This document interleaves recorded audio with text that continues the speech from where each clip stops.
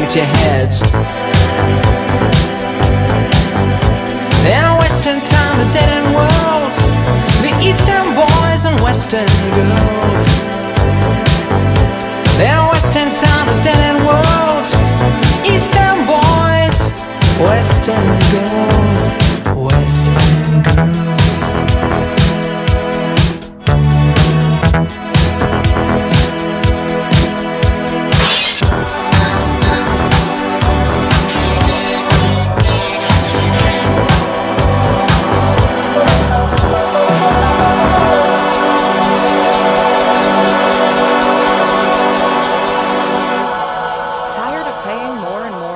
And bread? Concerned about the uncertainty in the financial world? Introducing Goldbacks, the golden answer to your monetary concerns. Hold in your hands the unique power of real gold that you can use day to day. Goldbacks are thin, flexible bills manufactured with a precise amount of gold used daily in transactions around the U.S. Picture this. You're at a local coffee shop and you buy your espresso with a beautiful Goldback. Or at a pizza joint, and you pay for your pie with real gold. With Goldbacks, you'll have the security of holding a valuable asset you can use every day that retains its value during times of inflation. Embrace the stability and tangibility of Goldbacks, the way money is supposed to work.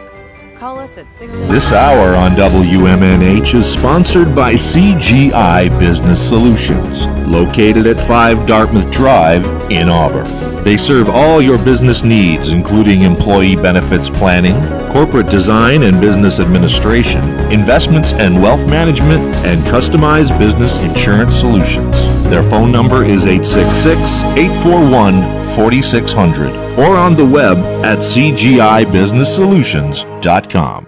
Bring your kitchen to life with Queen City Cabinetry, located at 87 Elm Street in the historic Sunbeam Mall in Manchester. Open Monday through Friday, 9 a.m. to 5:30 p.m. and Saturdays, 10 a.m. to 2 p.m. They can be reached at 603-222-2007 or on the web at queencitycabinetrynh.com. Come see the possibilities. Queen City Cabinetry, another proud sponsor of WMNH. Come on down to the Hop Knot at 1000 Elm Street, Manchester's premier craft beer and gourmet pretzel bar. Tell us more, Trudy. We make our dough fresh every day. We make a variety of styles of pretzels and serve craft beer, cocktails, and a few bottles of wine. We do the traditional pretzel, and we have multiple flavors for that. We also do stuffed pretzels, pretzel sandwiches, free dessert pretzels, and pretzel knots. The Hop Knot in the Brady Sullivan Plaza at 1000 Elm Street.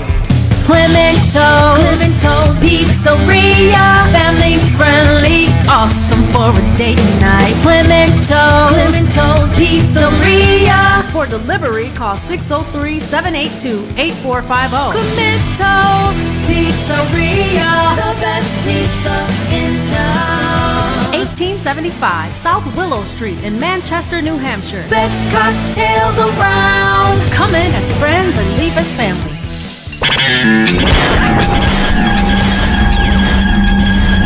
You are listening to WMNHLP, Manchester's radio, broadcasting at 95.3 megahertz frequency modulation from the top of 1000 Elm Street. Our studios are located at 1045 Elm Street and licensed to Manchester Public Television Service in Manchester, New Hampshire, USA.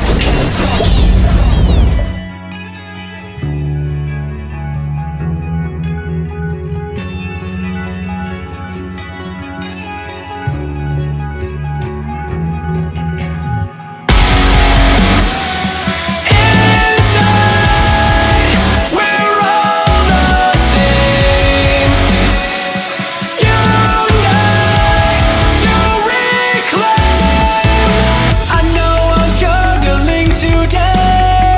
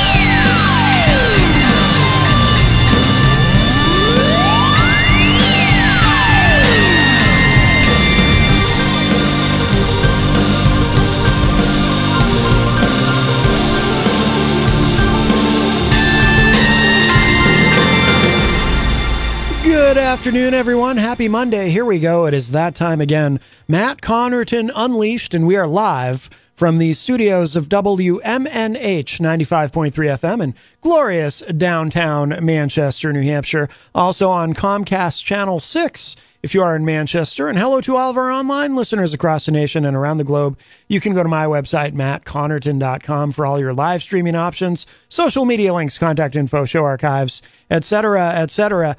Today is Monday, August 21, 2023.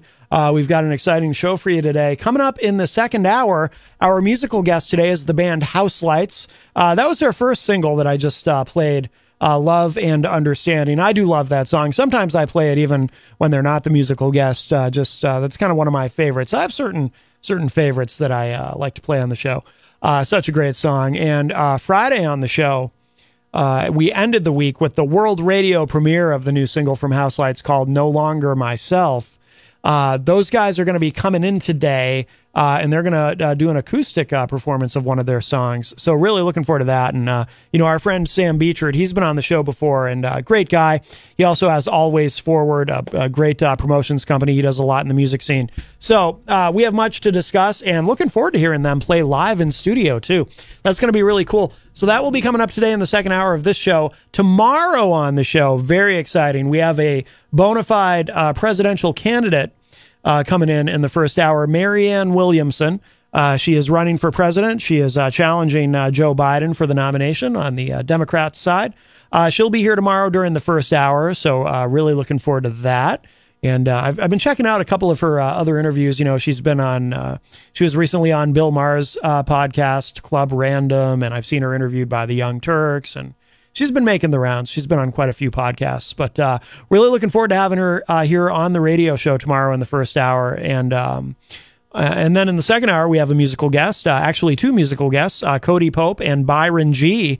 Will be coming back in the second hour tomorrow. So that's going to be a great show. Looking forward to that a lot. Those guys are amazing. They were on the show a couple of months ago, and they came in actually and performed live. I'm not sure what the plan is with them for tomorrow, but hopefully it's more of the same. And, this month we're celebrating 50 years, the 50th anniversary of hip hop, starting in when it started back in New York City. So really looking forward to seeing those guys and talking with them and hanging out. So that will be tomorrow on the show. If you would like to join us today on the show, the studio line is open, 603-250-6007, 603-250-6007. You can also text me at 617-917-4476. I'm on social media at Matt Connarton. You can email me, matt@mattconnerton.com. And, of course, you can interact and opine in the Facebook live chat. But the best thing to do so that we can hear and enjoy your dulcet tones is to give us a call at 603-250-6007, 603-250-6007. And we'll say hello to everybody in the Facebook live chat here quickly. Jenny is in there, of course. It says, Shalom, peeps. And also Mike from Queen City Cabinetry joins us in the chat room. Queen City Cabinetry, one of our great sponsors here at WMNH 95.3 FM, but also Mike is one of our co-hosts Friday nights on Retro Spectrum Radio with Paulie C. So I get to hang out with Mike. That's a lot of fun. Oh, I see Chris H. from the band Edgewise joins us in the Facebook live chat as well. Hello, Chris. Oh, Paulie C just popped in. Oh, all of a sudden, a whole bunch of people just showed up at once in the chat room. I think I think Facebook might be lagging a little bit because I've never seen that many people just show up at once, but Facebook can be glitchy. Paulie C is in the Facebook live chat and says, hello from sunny Purgatory. Big fan. Purgatory. Well, say hello to Don Imus for us. JFed also in the chat room, of course, from the great state of Vermont, and says, good afternoon, everyone. Good afternoon, JFed. Chris from Edgewise says, happy Monday. Yes, indeed. Let me, so I have to address something that's in the media, in the news, that transpired over the weekend. And I'm going to end up, in the course of doing this, I'm going to end up defending a certain political figure who I'm not really enthusiastic about defending. Oh, hello to Eric Street, who just joined us in the chat, as well as DJ Steve. Hello. This particular individual, he's a governor of a certain state, and he's running for president, and not someone I like. However, I have this thing. So I don't like it when I see things, when I see examples in the media of people's words being just edited and taken out of context. It really bothers me. And I don't like it when anyone does it. And I don't like it. Obviously, I don't like it when it's done to people that I like or maybe I agree with. I don't like it when it's done to people I don't like and disagree with. I don't like seeing it done to anybody. And, you know, some of it's baked into the cake, as they say. You know, for example, obviously, you know, you expect some degree of spin.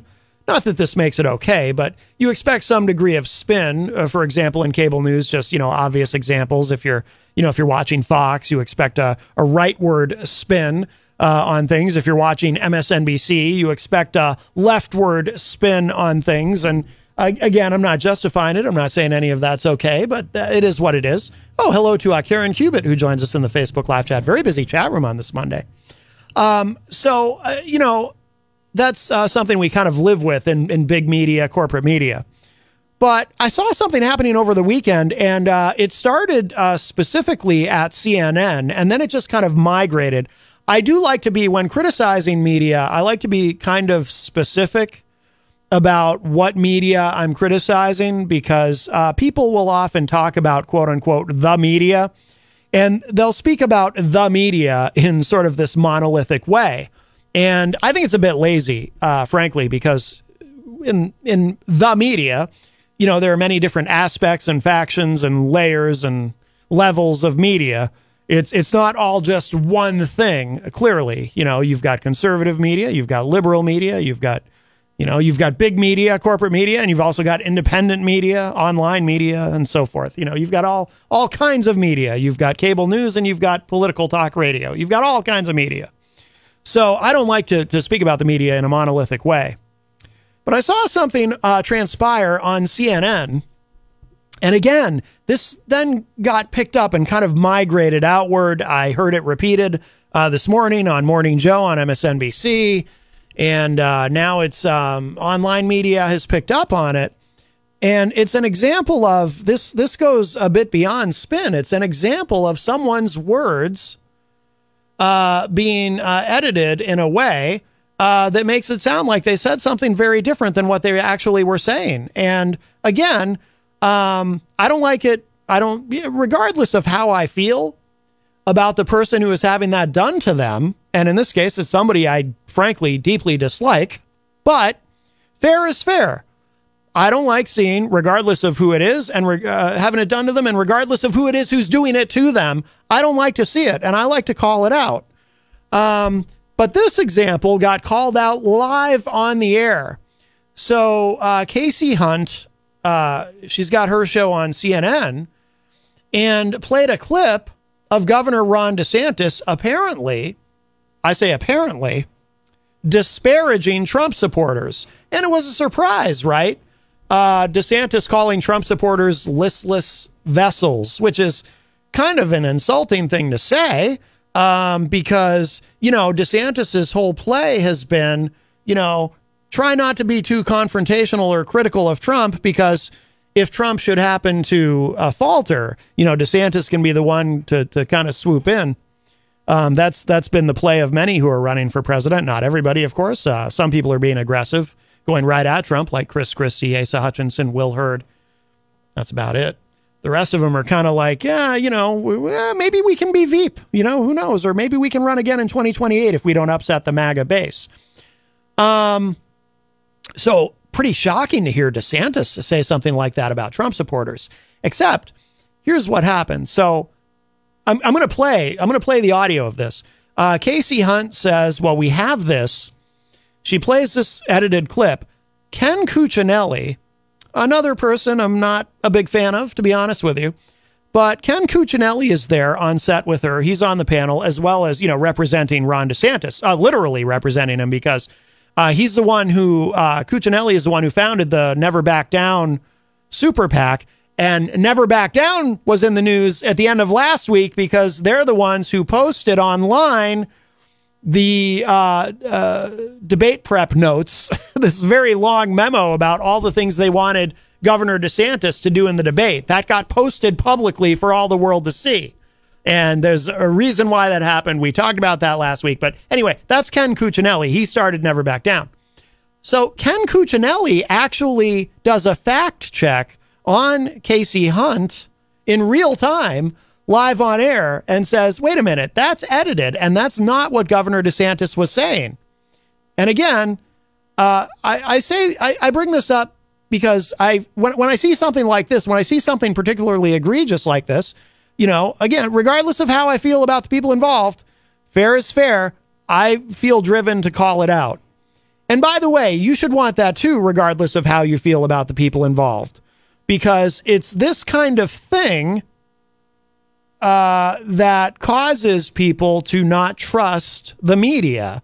And again, I don't like to speak about the media in monolithic terms, but this is an example of that just feeds into that, right? So I'm going to play this now. This is from CNN, and then after this, I'm going to play the actual the clip of what DeSantis said without the edit, because I found that too. But here's the segment from Casey Hunt's show over the weekend. This was yesterday. But there was a pretty interesting moment in a recent interview where Governor DeSantis talked about Trump supporters. He used the words listless vessels. But he wasn't talking about Trump supporters. Hold on. I'm going to play it for everybody, and then you can go ahead. Let's listen. A movement can't be about the personality of one individual. If all we are is listless vessels that's just supposed to follow, you know, whatever happens to come down the pike on Truth Social every morning, that's not going to be a durable movement. Everybody just saw there that there was a cut. You cut from the beginning of that quote to the listless vessels. You just did what the problem is. So everybody who just watched that, understand, go read the transcript. Okay, fine. So you summarize for us what was. Now, that's boy, that's a big no-no in corporate media. You're not supposed to call that out live on the air. I mean, good for him. Again, Ken Cuccinelli, another guy I'm not a big fan of, but good for him in that moment for calling that out. You don't ever see that. You know, you'll see somebody maybe say later, well, you know, so-and-so was reporting on this, and I think they took this out of context and whatnot. To see someone actually call that out in real time, I give him mad props, as I think the young people say that, right? I give him great credit for that, because he's right. He's right. I mean, again, this is the same guy who thought it would be a good idea for the super PAC to post that memo for all the world to see about what he wanted DeSantis, how he wanted DeSantis to act in the debate coming up. So, you know, I won't give him too much credit, but I'll give him credit for this. I don't know if it was his decision to post that, but again, it's his super PAC. But let me back that up a little bit, to where they come back from the clip, and then I do want to play the unedited version. There was a cut. You cut from the beginning of that quote to the listless vessels. You just did what the problem is. So everybody who just watched that, understand, go read the transcript. Okay, fine. So you summarize for us what was it that he was trying to say? Well, first of all, his first point is an excellent point. This should be about America, not about individuals. Okay. And how do we get from there to listless vessels? Yes, well, the rest of an entire paragraph, by the way. I mean, there's a pretty big gap in your cut. So he's talking about some of the folks in D.C. who've endorsed Trump. He's talking about the more general environment and referring to all of us collectively. We can't just sit back and take all of this, be listless vessels. We have to move ahead with a different vision. That was not Trump assigned. And so folks, go read the transcript. You don't have to listen to me.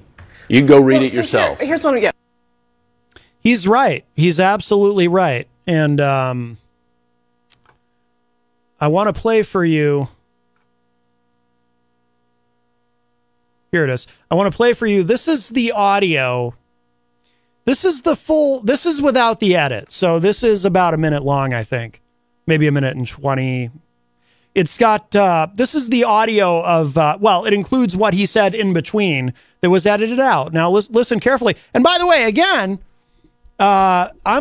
he's going to say some things here that I don't like the guy, but he says some things here I agree with. Okay, this is Governor Ron DeSantis, the unedited version of that clip. And there's a commercial playing. I got to get past this ad. This is from the Politico website. Apparently they hit you with an ad. I do digital marketing. I can't complain about anything. But here we go. Strand in our party. Let me back that up to the beginning there. Actually, I missed the beginning. Here we go. I think that we have a strand in our party that views supporting Trump as whether you are a rhino or not. And so you could be the most conservative person since sliced bread. Unless you're kissing his rear end, they will somehow call you a rhino. So it's been totally detached from principle and what you actually believe and results. And it's more about, just what faction you happen to do. So there'll be people who are huge Trump supporters, like in Congress, who have like incredibly liberal left-wing records that's really just atrocious. And yet they're viewed as by some of these folks as like really, really good. Then you have other people, like a Congressman Chip Roy, who's endorsed me, Congressman Thomas Massey. These guys have records of principle fighting the swamp that are second to none. And yet they will be attacked by some of these people and called rhinos. So it's just been totally detached from any type of substance. And ultimately, a movement can't be about the personality of one individual. The movement has got to be about what are you trying to achieve on behalf of the American people. And that's got to be based in principle. Because if you're not rooted in principle, if all we are is listless vessels that's just supposed to follow, whatever happens to come down the pike on Truth Social every morning, that's not going to be a durable movement. So Cuccinelli was right.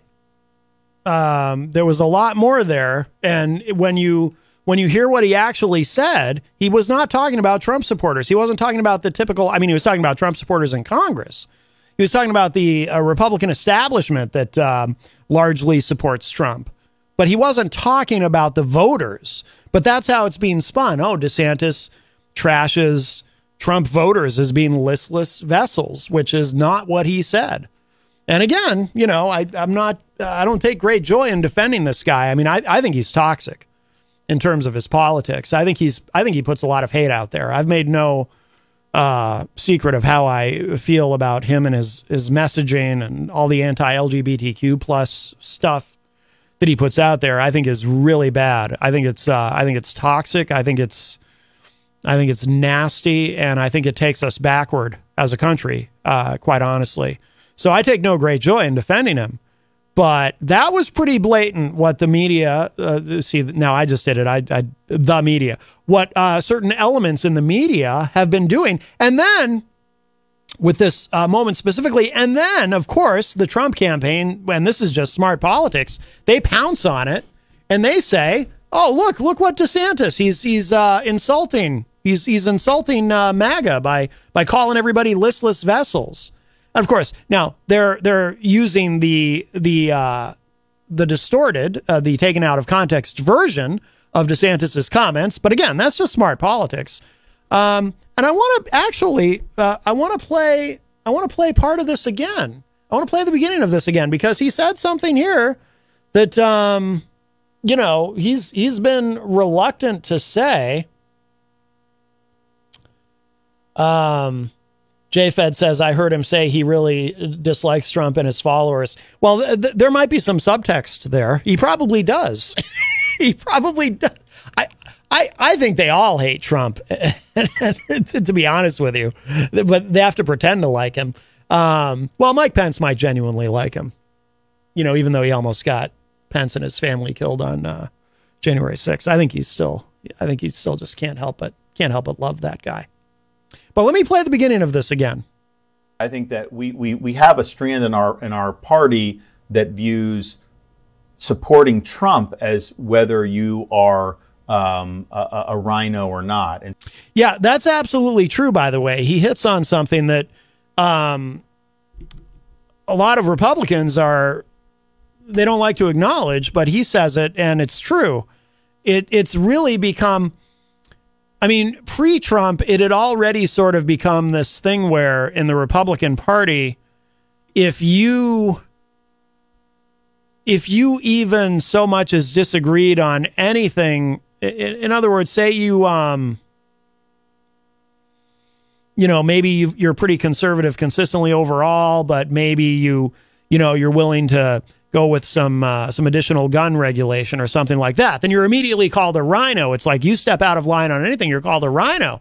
Now the party has transformed as it's become, the party of Trump. It's a cult of personality. I think he even used that phrase, revolving around Trump. It's completely around Trump. So now it's become you're either with Trump or you're not. And if you're not with Trump, you're a rhino, a Republican in name only. And that's what he points out there. And I think he's absolutely correct.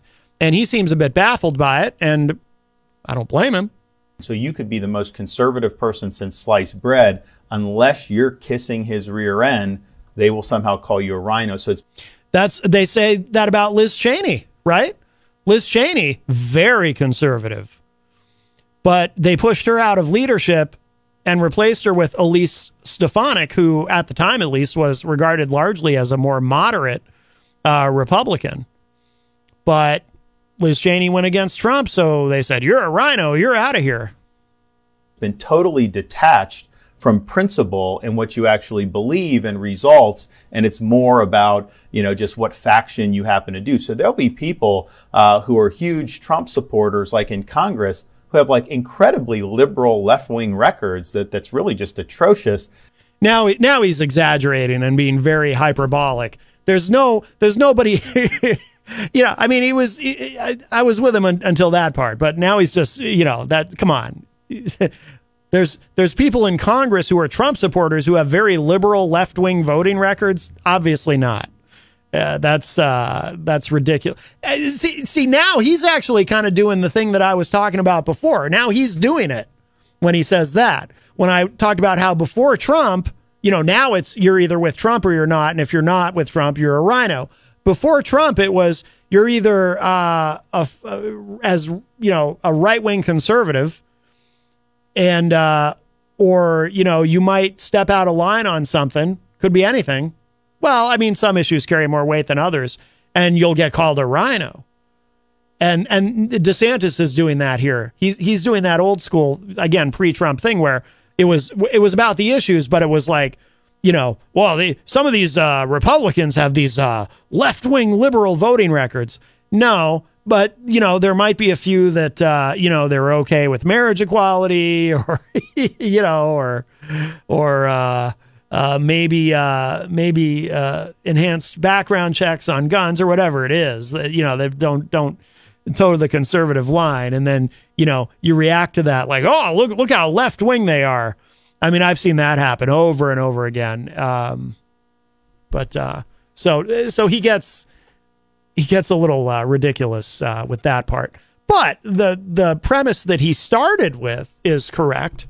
And Ken Cuccinelli was correct to call out Casey Hunt live on the air and say, that's dishonest, and you have edited that to make it look like something it's not.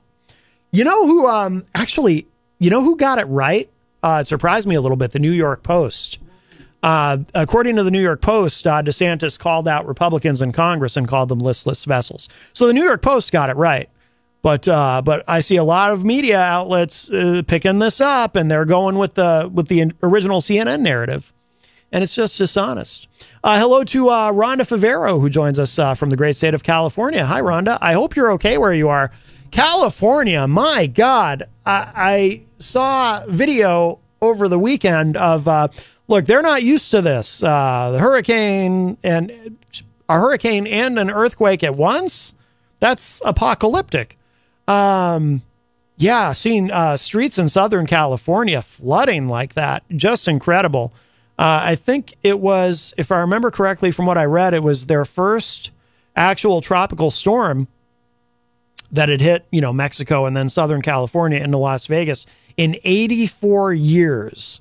So, and California, they've had a run of, if you remember last winter, I remember at one point saying on the show, it seemed like California had a harsher winter than we did when they were getting all that snow, and it was just relentless. Parts of California that never see snow, and they've got snow up to the roofs of people's houses. Just crazy stuff. Oh, don't worry about climate change, though. It's all a hoax. Ron's on the line. Hey, Ron, how you doing? Good, man. How you doing, buddy? Very well. Hey, I had no idea that, because there's been a lot going on over here in my house. I had no idea that California suffered an earthquake. But are they still suffering from wildfires? And could this hurricane, either the winds make it worse or the rain help fight it? What's your thoughts on that? I don't know if there's any current wildfires in California or not, Ron. That's a good question. I mean, it seems like you could almost bet that there are, because it seems like there always are this time of year. But no, I don't know of any current wildfire. I don't think in Southern California there are, where they. I mean, obviously all that rain would have helped with that, but I don't think so. I don't think so currently. Other than that, I'm just going to listen to your show. But you brought that up, and I was just thinking, just what I just said. So I thought, wow, it could either make things worse, like it did in Hawaii, or maybe it could help, reduce the fire. So right. Yeah, thanks for doing the political thing, and that band was pretty cool. That opening song. I'm not a hard rock guy, but there was something there. Yeah, they're going to be here in the second hour. Very excited. All right, my friend. All right, Ron, I appreciate the call. Thank you. Bye-bye. All right, bye-bye. Always nice to hear from our friend Ron. That does open up the studio line for you, 603-250-6007, 603-250-6007, if you would like to join us. Rhonda says in the chat room, lots of rain, fine today. Melanie said, Melanie La Liberty from the great state of Vermont, she says, what does Ron have going on at his house exactly? Now I'm super curious. Yeah, hope it's nothing bad. Eichmann Breezy and the Michael's Law, that must be the name of a pop singing group from Greensboro, North Carolina, says, compares to Trump from us, and us to say Trump to Trump, ex-President Trump. As always, I appreciate the deep political analysis there. Eichmann Breezy and the Michael's Law. Nice to see you. Carol Zaworowitz joins us in the Facebook live chat. Hello, Carol. Let's see. We have a call. Oh, this is Ron's calling back. Hey, Ron. Yeah, don't ask me why, but I felt compelled to offer the reason why I said so much is going on. Oh. I spent the whole day with the IRS on hold, and then you get them on hold, and then, oops, we lost the call. So, yeah, I'm trying to take care of my father's tax issues, and that was it. So, oh, okay. For inquiring minds. All right. Well, very good. Well, I hope you got it figured out, Ron. Did you get it figured out? Did you get it resolved? Yeah, I did, and tomorrow I got a meeting at 8:30 in the federal courthouse to resolve all of this. Oh, fun. Oh. Yes, sir. All right. Bye-bye. All right. Thanks, Ron. Bye-bye. And good luck. Yeah. Well, I'm glad it's nothing, nothing health related or anything like that. But Melanie says, I appreciate the clarification. Yes, indeed. 603-250-6007 is the studio line. 603-250-6007. Let's see. Yeah, Jenny sent me, just sent me this. Trump's bond in Georgia election interference case set at $200,000. I'm sure he can afford it. He's a billionaire. Although apparently Rudy Giuliani, he still won't pay Rudy Giuliani for that legal work that he did. Eichmann Breezy and the Michael's Law says, hashtag Matt, that's right of us. We are from Greensboro, North Carolina, and Ron is a cool guy from us. Well, very nice. Oh, and hello to Chris Rose from the Commonwealth of Massachusetts who joins us in the chat. Let's see, it says here, the bond agreement came after Trump's lawyers met with officials from District Attorney Fani Willis's office inside the courthouse. It says here, former President Donald Trump has agreed to a $200,000 bond. Agreed? Well, I don't think he has a choice, does he? Well, his lawyers must have negotiated it, I suppose. $200,000 bond in the Georgia criminal case, charging him with trying to illegally overturn the 2020 presidential election results in the state. Under the terms of the consent bond order filed in court Monday afternoon, this just happened, Trump agreed to the bond amount on charges that include racketeering, criminal conspiracy, criminal solicitation, filing false documents, and making false statements. The order was signed off by Superior Court Judge Scott McAfee. The order, which was signed by Fulton County District Attorney Fonnie Willis and Trump's attorneys, says that Trump, quote, shall perform no act to intimidate any person known to him or her to be a co-defendant or witness in this case or to otherwise obstruct the administration of justice, unquote. And we all know why that's in there, right? It also says the, quote, defendant shall make no direct or indirect threat of any nature against the community or to any property in the community. The above shall include, but are not limited to, posts on social media or reposts of posts made by another individual on social media, unquote. In other words, no threatening people, well, that's it, really. No threatening people or implying that you want other people to threaten people or anything like that. The filing was filed with the court after members of Trump's legal team drew... These are... I'm laughing because I see this phrase, members of Trump's legal team, and then I see three names I don't recognize. How many lawyers has Trump been through? Drew Feinblain, Marissa Goldberg, and Jennifer Little were spotted entering the Fulton County Courthouse around 2:10 p.m., walking in the direction of the DA's office. They declined to comment to reporters on their way in. Willis last week hit the former president with 18 others with racketeering charges for allegedly scheming to overturn the results of the 2020 election. We know all of that. Let's see, skipping down a little bit. Other defendants agreed to bond packages with prosecutors this afternoon as well. As of late this afternoon, Trump's was the only one signed off on by Willis. The others were signed by her deputy. John Eastman, the lawyer charged with helping to orchestrate Trump's fake elector scheme, agreed to a $100,000 bond in the case on the charges including racketeering, criminal conspiracy, and filing false documents. Superior Court Judge Scott McAfee signed off on the agreement Monday afternoon. The filing shows, under the terms of the order, Eastman, quote, shall report to pretrial supervision every 30 days and shall perform no act to intimidate any person known to him or her to be a co-defendant or witness in the case or to otherwise obstruct the administration of justice, unquote. What was it that Hirschman said to him? He testified in the January 6th committee. He said, get a lawyer because you're going to need one. Get yourself a good lawyer. You're going to need one. But I think he didn't say it quite that way. He included some expletives, which I can't say here, obviously. The order also holds that Eastman, quote, shall not communicate in any way, directly or indirectly, about the facts of this case with any person known to him to be a co-defendant or witness in this case, except through his or her counsel, unquote, conditions Trump also agreed to. Eastman, who's referenced but not charged as a co-conspirator in special counsel Jack Smith's federal criminal case against Trump for allegedly trying to subvert the 2020 election results, features prominently and repeatedly in the DA's indictment. It goes on a bit about Eastman, but there's another aspect of this that I'm just very interested in to see where this goes. And some legal experts, which I certainly am not, I'm not an attorney or a legal expert of any kind. But Mark Meadows, of course, Trump's chief of staff at the end, the last one there, while all this was going on. Mark Meadows says his attorneys have filed two motions. One, to have the case dismissed, the charges dismissed in Georgia. His charges, specifically. You've got 19 co-defendants, including Trump.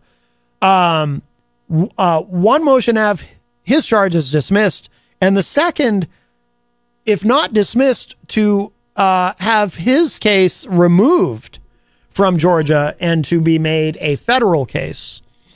And it might work. Some legal experts are saying it might not be as much of a long shot as you'd think. His attorneys might have a sound argument, not for the dismissal, but for the removal and moved to a federal court. It says here, this is from The Hill, Mark Meadows, who served as Trump's White House chief of staff, is urging a judge to dismiss criminal charges brought against him last week alongside his former boss. Meadows insisted he is immune from Fulton County District Attorney Fonnie Willis's prosecution because the allegations are connected to his role as a federal official. Again, I'm not a legal expert of any kind, but so I say this only as a layman, but that sounds like that might be a sound argument, right?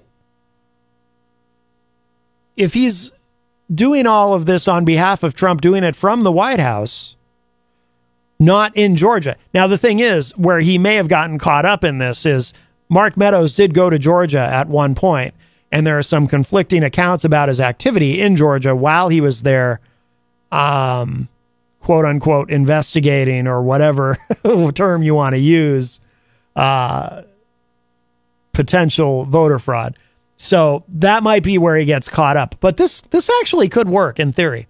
So it says here, Meadows was indicted alongside Trump and 17 others last week in a sprawling racketeering indictment over alleged efforts to overturn Georgia's 2020 election results. Meadows faces 2 charges. After the indictment was filed, Meadows quickly began an attempt to move his case from state to federal court. Over the weekend, his attorneys went a step further and asked the judge weighing the attempted move to dismiss the charges against Meadows entirely. His attorneys wrote, quote, "As a federal official at the time of the charged conduct, he is immune from state prosecution under the Supremacy Clause of the federal Constitution," unquote. Meadows has insisted he has immunity because the allegations, which include organizing calls between Georgia election officials and Trump, as well as meeting with Michigan lawmakers about unfounded claims of fraud, were part of his function as chief of staff and that he complied with federal law.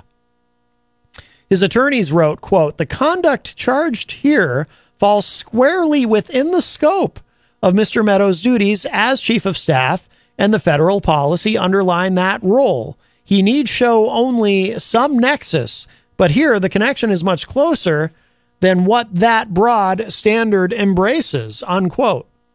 Meadows is so far the only of the 19 defendants to attempt to dismiss the charges ahead of the trial or move his case to federal court, though more are expected. Jeffrey Clark, as an indicted Justice Department official whom Trump wanted to make Attorney General after the 2020 election, has signaled he may also raise an immunity defense to his charges under the Supremacy Clause. All defendants also face a deadline of Friday to surrender themselves to the Fulton County Court. So I think the Mark Meadows angle is interesting, and I do wonder, will that argument work? And I'm not saying that I think it will. I don't know. But I'll be very curious to find out. 603-250-6007 is the studio line if you'd like to join us. 603-250-6007. We will take your call. And I saw, this is something I saw on media. This is kind of came out of nowhere, but I thought it was interesting. You know, of course, we started at the top of the show talking about media and how, you know, media has different, I don't like when people speak about the media in a monolithic way, and media has different levels and layers and factions and so forth. And in the conservative wing of the media, of course, you have, for example, Newsmax. There's a story here. Again, this is from Mediaite. Newsmax denies report alleging they tried to shake down Vivek Ramaswamy by offering coverage for cash. And by the way, that is how you pronounce his name. It's Vivek. I only know that because I saw him interviewed on another show where this particular host pronounced it Vivek, and Vivek thanked him for pronouncing his name correctly and said he was the only one. But he doesn't mind answering to Vivek. It says here, Republican presidential candidate Vivek Ramaswamy reportedly told close associates that Newsmax CEO Chris Ruddy made clear he should pay to appear more on the network.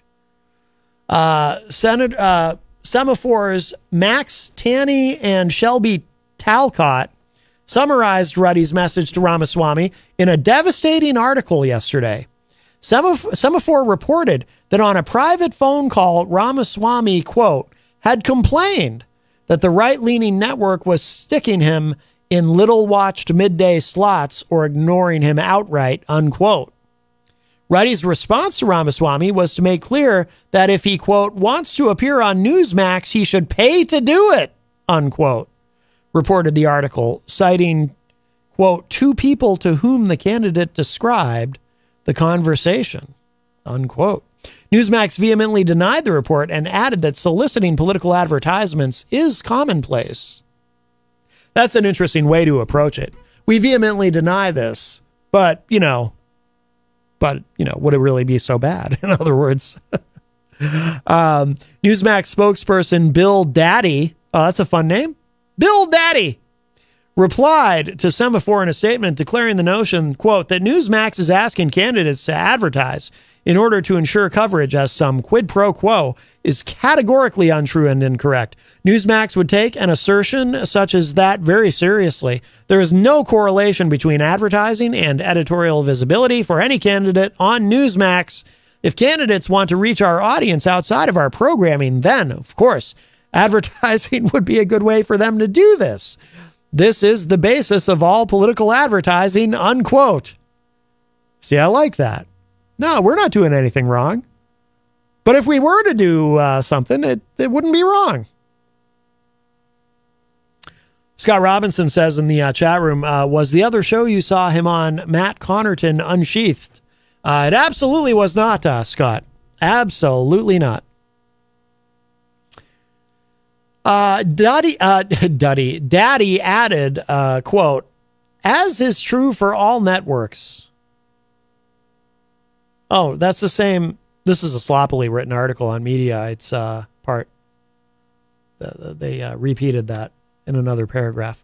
Okay, Semaphore's editor-in-chief, Ben Smith, shared the story online and wrote, quote, this is actually a very serious allegation against Newsmax, which is under huge financial pressure right now from Dominion and Smartmatic, unquote. Yes, those lawsuits. Fox News can afford, Fox News can actually afford, what is it, like $270 million judgment. It was something like that. It was some obscene number. Fox can afford it. Newsmax, maybe not so much. Not as big as Fox. But Rupert Murdoch, he can afford it. He's got some deep pockets. To him, it's just the cost of doing business, right? But for Newsmax, that might not be so simple. The Semaphore story published Newsmax's lengthy denial, but also made clear that Ramaswamy's accusation is apparently indicative of a pattern at the network that also allows sitting members of Congress to host opinion shows. That's true. Matt Gaetz has a show on Newsmax. I don't recall another example of that phenomenon where, obviously a lot of people, when they leave politics, when they leave office or when they leave an administration, they go to work for one of the cable news outlets. Very, very common. I cannot think of another example off the top of my head, and there may be one I'm just not thinking of, where a sitting member of Congress who currently holds office goes and hosts a show on a cable news network. But yeah, Matt Gaetz, he's got that. He's got this podcast that he does that kind of resembles a cable news show. He's all set. If he ever gets voted out, he doesn't care. He'll be a social media influencer. He doesn't care. So let's see. Where is this from? Okay. Oh, this is from the report. So there's more to that report that Semaphore published. Quote, Ramaswamy's account of his conversation comes with a persuasive data point. Ruddy's comments, remember Chris Ruddy from Newsmax, Ruddy's comments, as reported by the candidate, raised the question of why else Newsmax would be devoting so much attention to Perry Johnson, who is more closely tied to the network than anyone except Trump, unquote. By the way, this next paragraph tells us who Perry Johnson is. Perry Johnson's name first came up on this show last week when we were looking at a list of candidates who had qualified for that first debate coming up in Milwaukee. And if you were listening, you might remember I sat here going, who is Perry Johnson? I've never even heard of this person. but he somehow is qualified for the debate coming up. And I don't know who Perry Johnson even is. Well, I still don't know, but I'm about to find out along with you if you didn't already know.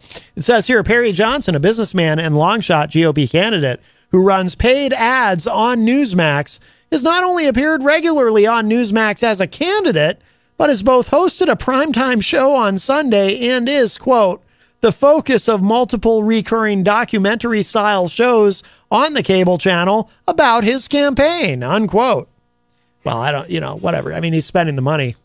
Rob Dion joins us in the Facebook live chat. Rob, of course, part of the WMNH family. He has his own show, Through the Stage Door, and he does Name That Tune Thursday mornings on The Morning Show with Peter White, which you can hear weekdays from 7 to 9 a.m. here on WMNH with a replay from 2 to 4 p.m. right before this show. Let's see. We've got a few minutes left in this segment. Coming up at the top of the hour, we're going to be joined by members of the band House Lights. They're coming in for an acoustic performance. On Friday, we did the world radio premiere of their brand new single. They're going to come in and play for us live in studio in a little bit. So really looking forward to that.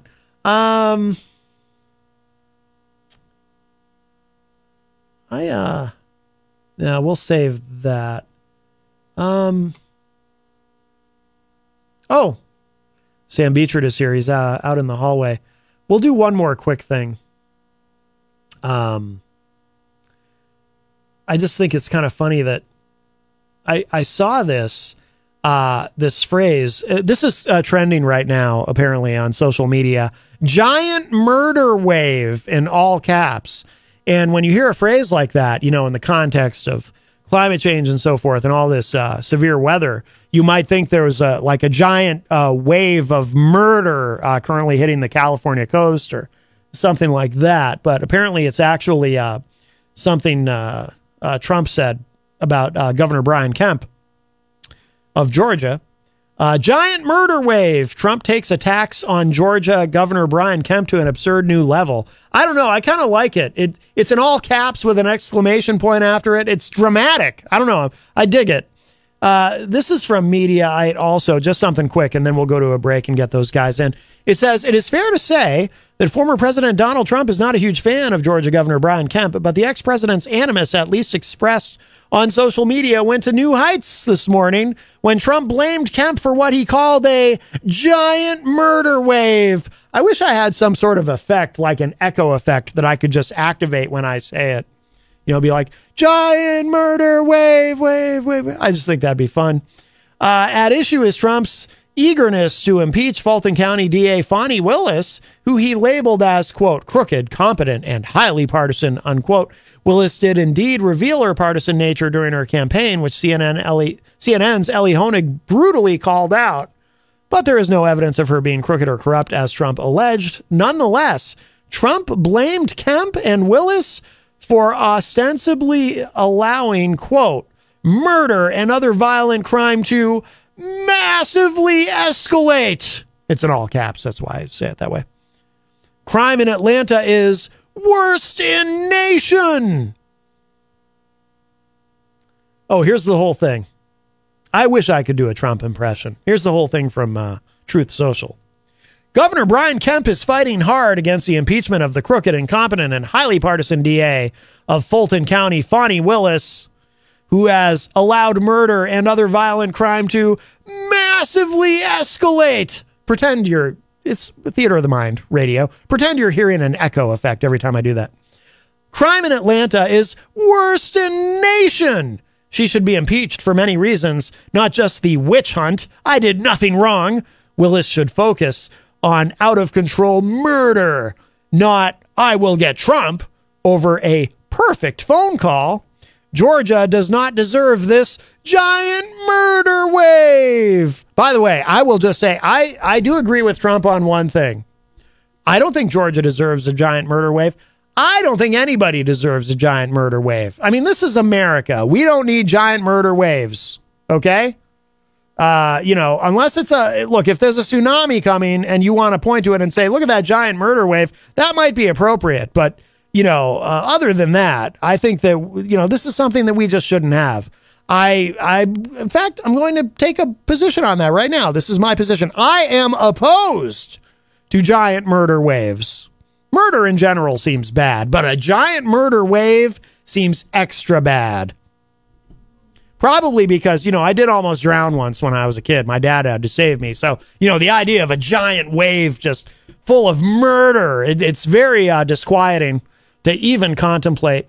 It says here, according to a recent Wallet Hub report, Atlanta is ranked 11th in the nation for violent crime and has seen an increase in murder rates over the past few years. No doubt Atlanta is not the safest city in the nation, but its problems do not seem materially different than any other urban areas in red and blue states. I don't know. I don't know where Trump got his information there. I don't think he got any information, actually. I think he just, he's probably sitting around going, I think giant murder wave would just look really cool in a Truth Social post. He also does that thing where he randomly capitalizes certain words for, I don't know what reason. Bothers me. Hello to our friend Miriam Banish, who joins us in the Facebook live chat and says, good afternoon. Good afternoon, Miriam. All right, let's do this. I'm going to play a song because these guys are coming in. I'm going to play the new single, No Longer Myself, from the band House Lights. And I did see Sam Beechard in the hallway. So let's give this a listen, and then we'll show some love to our amazing sponsors. And then we'll be right back. Hour number 2, Numero Dos, coming right up. House Lights is here.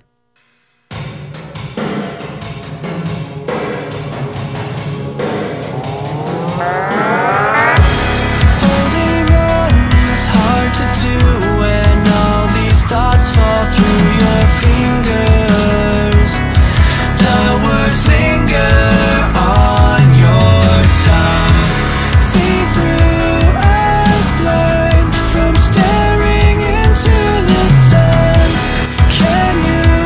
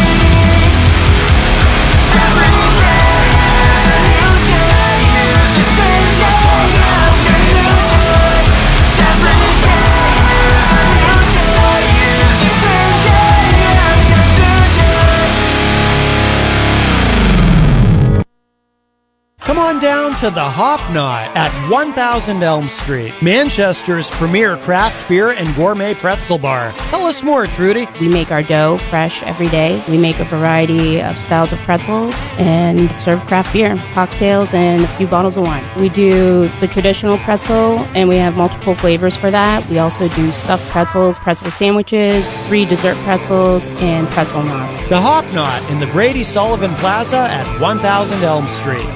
Bring your kitchen to life with Queen City Cabinetry, located at 87 Elm Street in the historic Sunbeam Mall in Manchester. Open Monday through Friday, 9 a.m. to 5:30 p.m. and Saturdays, 10 a.m. to 2 p.m. They can be reached at 603-222-2007 or on the web at queencitycabinetrynh.com. Come see the possibilities. Queen City Cabinetry, another proud sponsor of WMNH.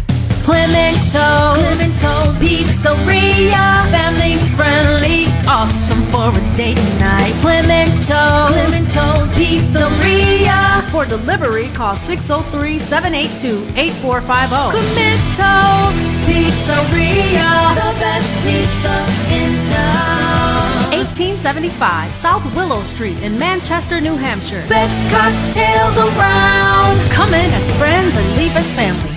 This hour on WMNH is sponsored by CGI Business Solutions, located at 5 Dartmouth Drive in Auburn. They serve all your business needs, including employee benefits planning, corporate design and business administration, investments and wealth management, and customized business insurance solutions. Their phone number is 866-841-4600 or on the web at cgibusinesssolutions.com. WMNH, rip the knob off.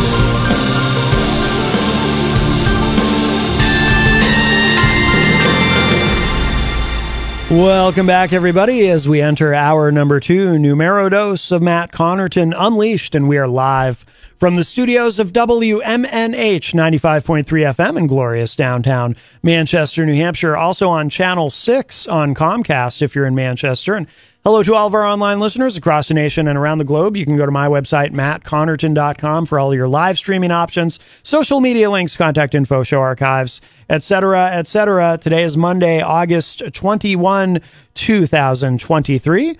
So nice to have you with me, and we've got some musicians in the house. So at the news desk, Sam Beechard returns. Hello, Sam. Hello. Welcome back. Thank you. Thank you for having me. And I will let you introduce the new gentleman who I'm just meeting for the first time today. All right. Well, yeah, this is Matt. He is the guitarist for House Lights and writes pretty much all the music. Well, welcome to the show. Thank you. Glad to be here. Yeah, I'm looking forward to hearing you guys play. And you guys have worked together for how long? Is this... We met in college at Hesser College in Manchester way back in 2008. Yep. Probably. So almost 15 years now. Yeah. So we've been making music off and on ever since. Several hiatuses throughout. Life gets in the way, but we keep coming back to each other. We work really well together, and this is some of the best music that I feel like we've ever made together for sure. So yeah, and I love the new single. We just gave that a little, give that a spin there. That No Longer Myself. That's great. And that just came out Friday, correct? Yep. Excellent. Well, you guys are gonna play something for us. What are you gonna play? Yeah, we're gonna play a song called "Speak in Tongues." It's the second single off our album. It's coming out September 1st. Called "What It Means to Feel." In this song, just to give you kind of a synopsis on what it means. It's kind of a song about being really having difficulty being able to communicate, whether it be in a relationship that you have with anyone, a personal relationship, a work relationship, whatever it may be, trying to get the right words out and you just can't do it. So I think, I can certainly relate with that. I communicate best through music, so that's why I wrote this song. And yeah. All right, very cool. Well, whenever you guys are ready, I'm looking forward to this a lot. We have House Lights here with us live in studio. Cool.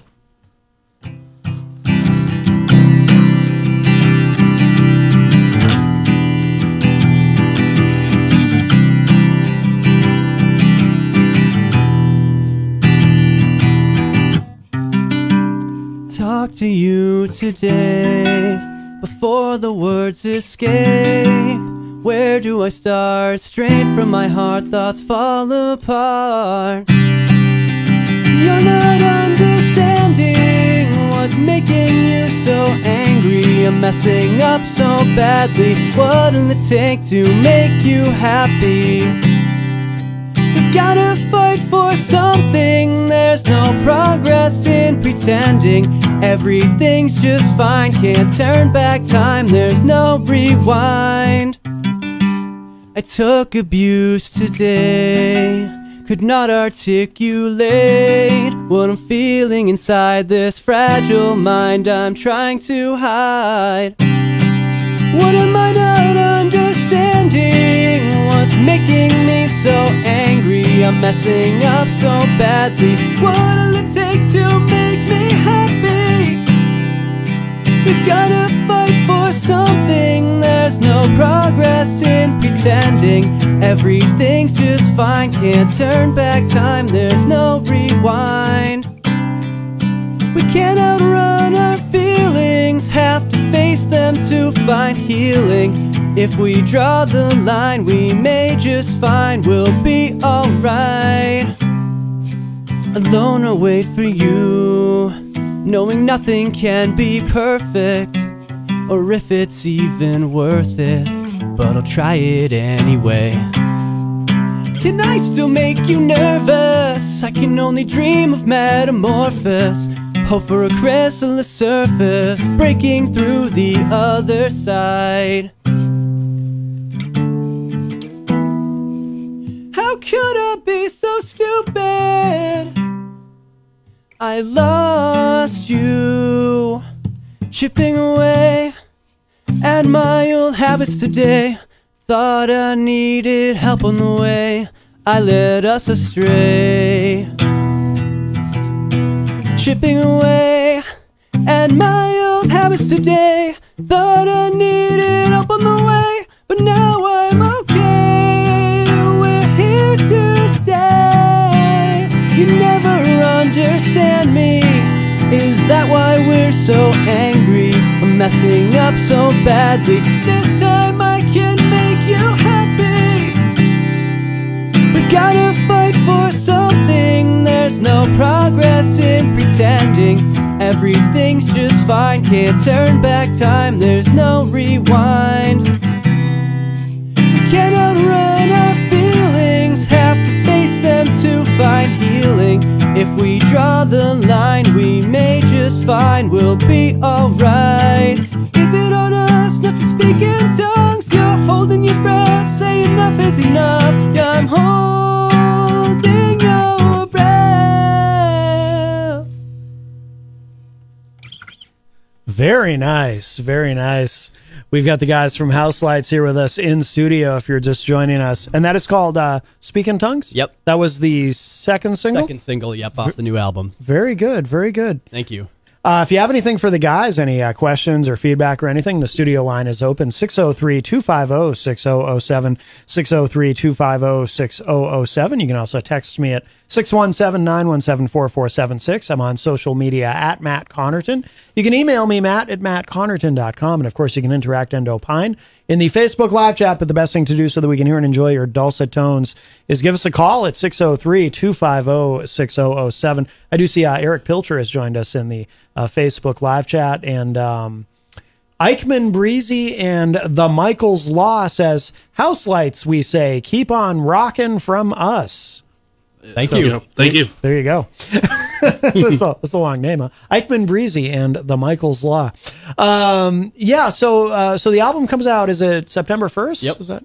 Very good. Yep, Very just good. in time for Labor Day. You can spend your weekend jamming it wherever you're traveling. So How many tracks? 11. 11. Very good. And we actually had 14 that we could have recorded, and so we have some potential material for the future, but a few that just didn't quite make the cut. Oh, okay. What goes into that? What goes into that decision? It really depends on a couple different things. So first, we want to pick obviously the ones that we think are strongest, and then you kind of look at like the flow of the album and what you think is going to make sense. Yeah. Because we'll try to blend a mix of different genres. We'll have songs that are more like pop punk, and then we'll have ones that are more metal, almost hardcore. So it's finding the right balance between everything. Yeah. You don't want to skew too much to one side. At least we don't want to. We want to like kind of show all the different influences that we've had throughout our lives. Yeah, yeah. You guys have performed music together for a long time, right? Yeah. So did you have other actual bands before House Lights, or? Yeah, we were in our first band was called Horns Become Halos. Yeah. I remember, Sam, you mentioning that name before, and I was like, oh, that's a cool name. Yeah. And then, after that, that band kind of turned into House Lights over time. House Lights has released an EP that's already on streaming called Stages. Mm-hmm. We released that back in 2014. And that was kind of like a concept album on how to deal with grief, like kind of the 5 stages of grief or death, if you've heard of that before. That was a kind of a new thing for us doing a concept album. This isn't a concept album so much, but kind of all the songs are linked in the sense that they're all kind of an exploration and kind of like human emotion. I'm sure like Sam can talk more to that. Right. Yeah. I mean, when we talked back in April when I was in here with promoting Always Forward and stuff, it's like this album, not necessarily a concept album, but it's all, the lyrics are all related to personal experiences that I have every day. Yeah. That I have memories of, that I've gone through. So it's kind of a concept album for my my inner psyche, I guess you could say.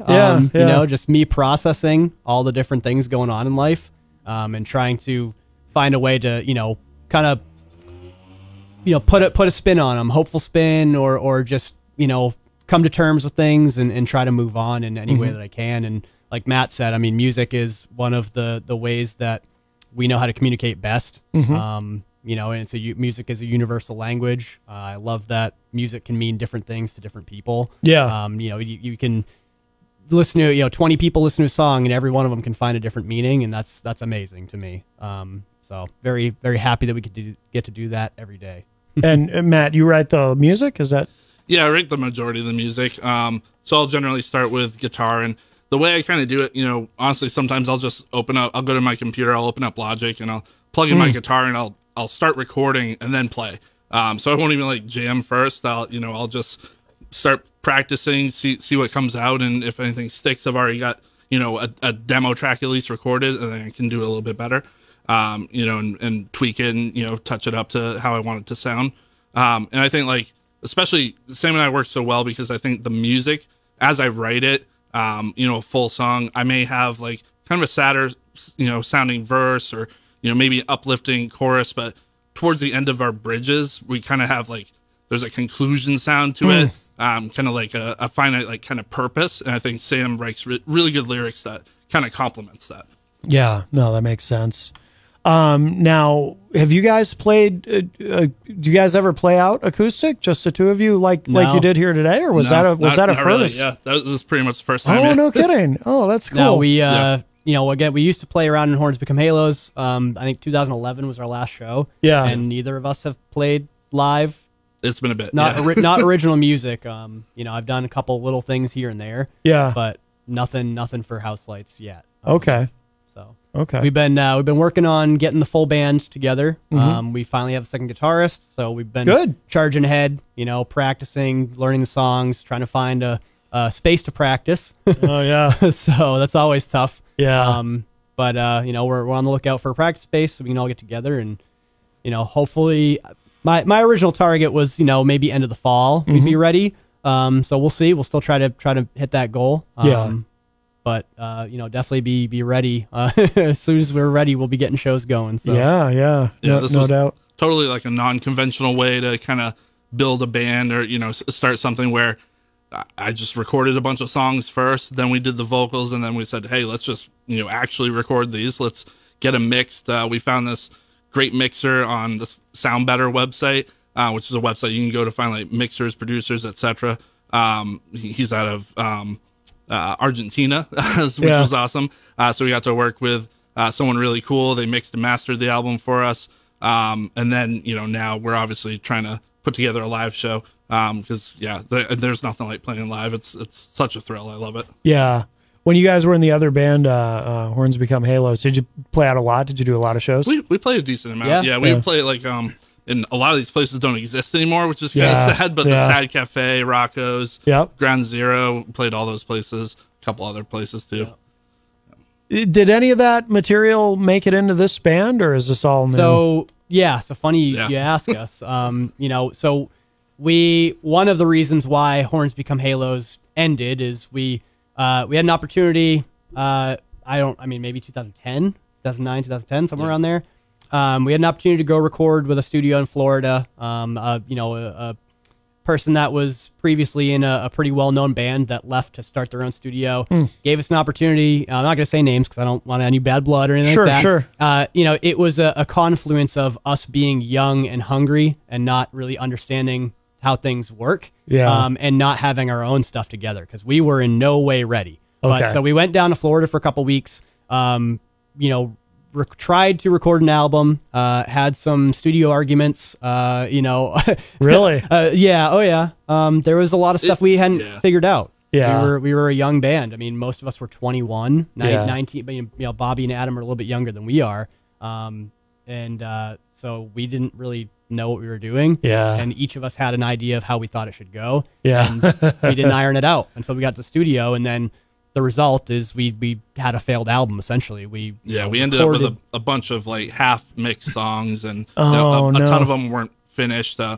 More than half of that album, we recorded a whole album down there, but less than half of it we released, because we just weren't happy with the end product. Yeah. But we learned a lot from it too. So that's why we kind of, decided to start doing things ourselves. And, I kind of trained myself to be proficient in, recording everything myself and mixing a little bit, at least to the point where, I get the point across, and then we send it to a professional. Yeah.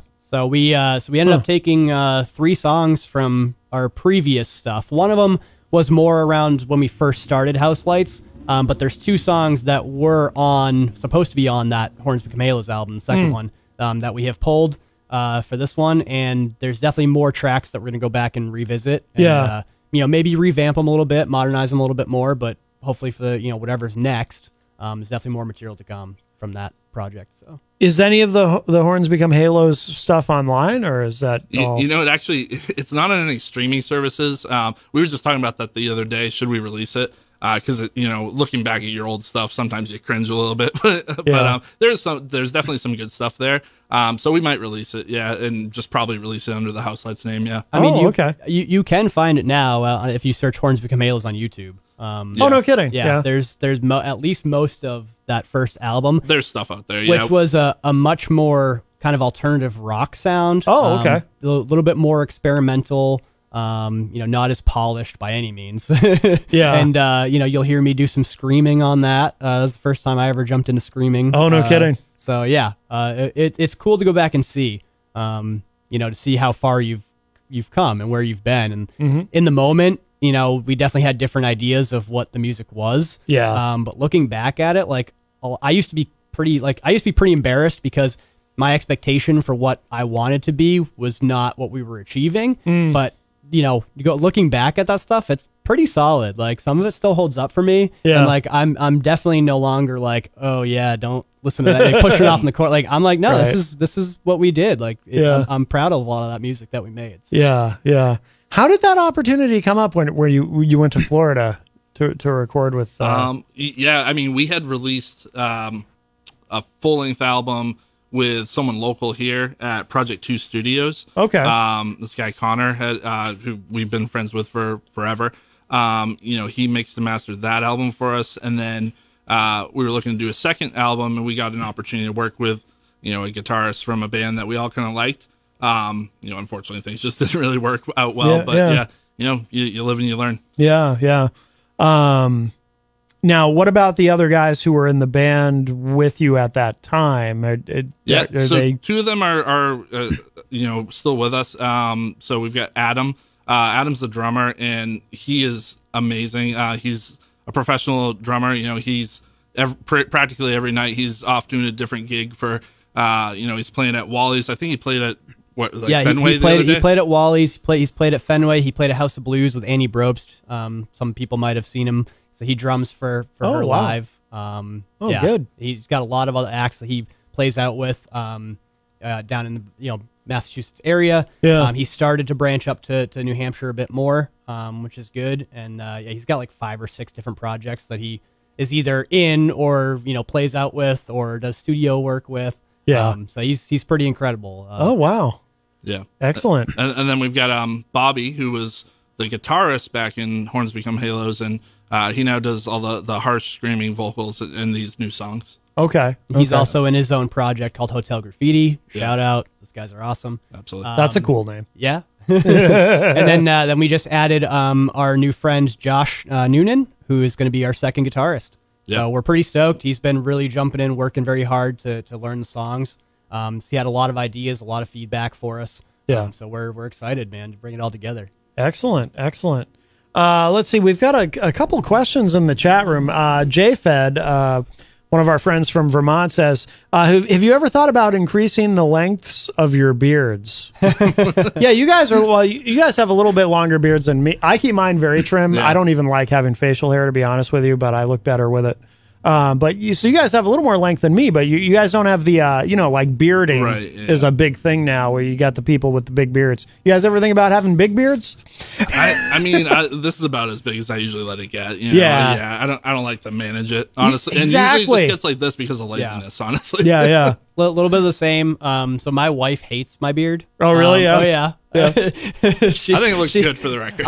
No, everyone else does. That's the thing. But she does not like it, no matter what people say. She's like, no beard. Oh, that's funny. Yeah, I have let it get longer than it is now before. Yeah.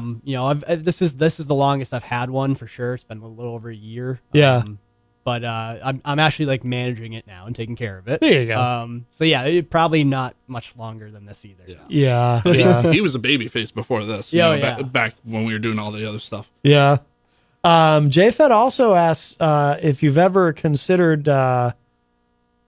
As a band, do you ever consider the potential benefits from cold bathing?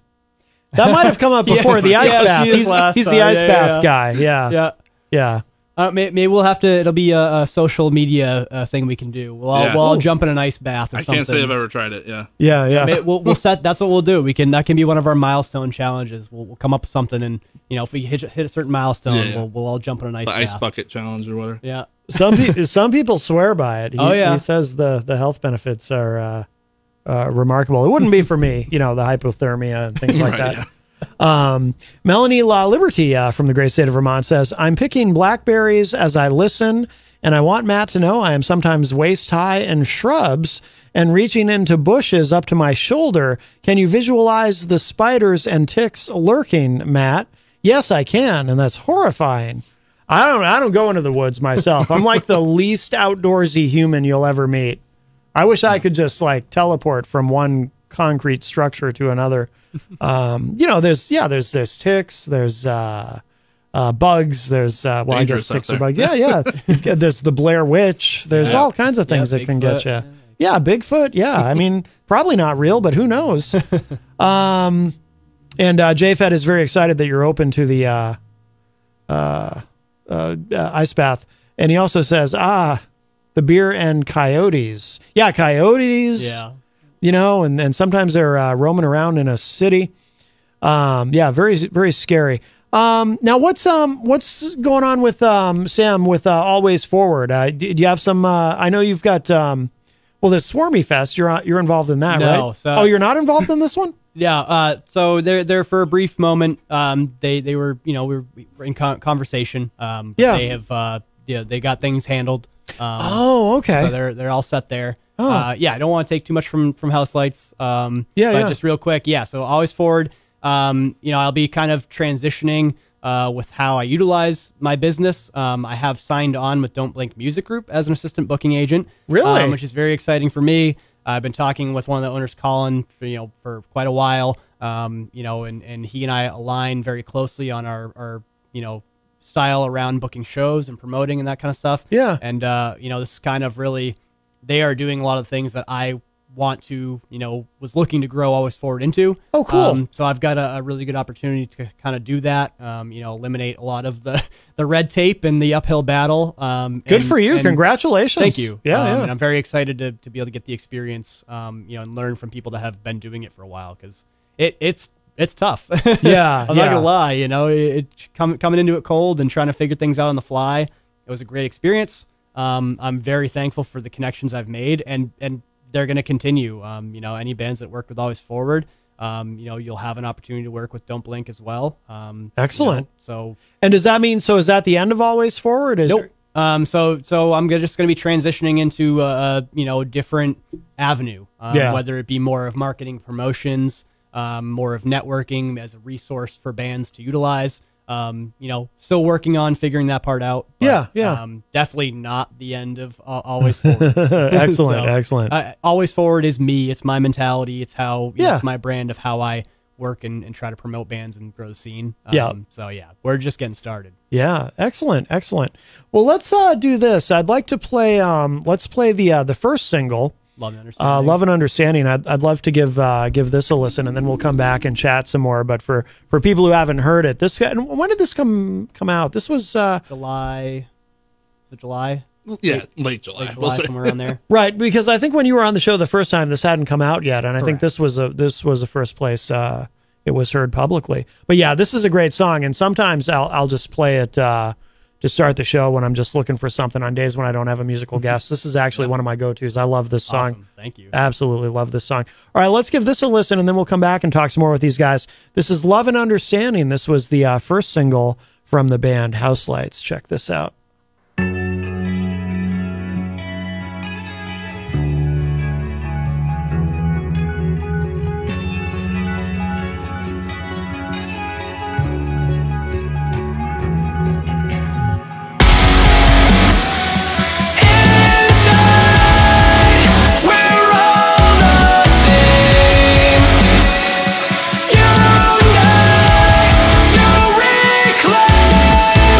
I know I'm